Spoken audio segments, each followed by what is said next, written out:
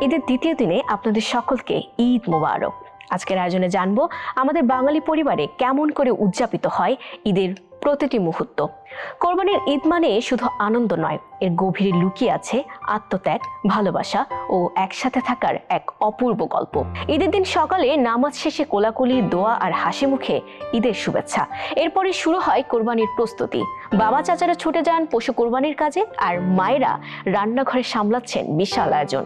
ছোটরা তারা তখন বাড়ির কোনায় বসে থাকে উত্তেজনায়, কখন ডাক পড়বে, কখন কি করতে হবে।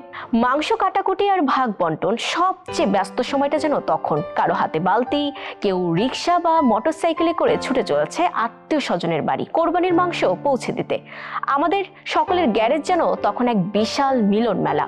সবাই অপেক্ষা করছে কখন গেট খুলবে আর কখন ভাগ আসবে নিজেদের ঘরে। চোখে মুখে খুশির ঝলক, মুখে মাংস বিতরণের আনন্দ গাথা।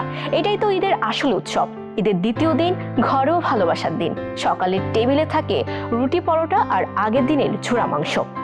কারো বাড়িতে রীতিমতো রিচুয়াল ঝুরা মাংসের। এই দিন থেকেই শুরু হয় রান্নাঘরের নতুন নতুন রেসিপি ট্রাই করার ধুম। কখনো বিফ তেহারি, কখনো কোরমা, আবার ইউটিউব দেখে বানানো বিফ স্টেক বা বিফ চিলি রান্নার ঘ্রাণে ভরে ওঠে পুরো বাসা। কেউ যাচ্ছেন আত্মীয়দের বাসায়, কেউ বন্ধুদের সঙ্গে আড্ডায়। পিকনিক, হাসি, গল্প, খাওয়া সব মিলিয়ে একটা গরম ভরা, মন ভরানো দিন। এভাবেই কোরবানির ঈদের প্রতিটি দিন হয়ে ওঠে আমাদের জীবনের এক অনন্য অভিজ্ঞতা, ঘরোয়া, হৃদয়স্পর্শী আর ভালোবাসায় পূর্ণ। সবাইকে জানাই আবারও ঈদ মোবারক। সুস্থ থাকুন, ভালো থাকুন।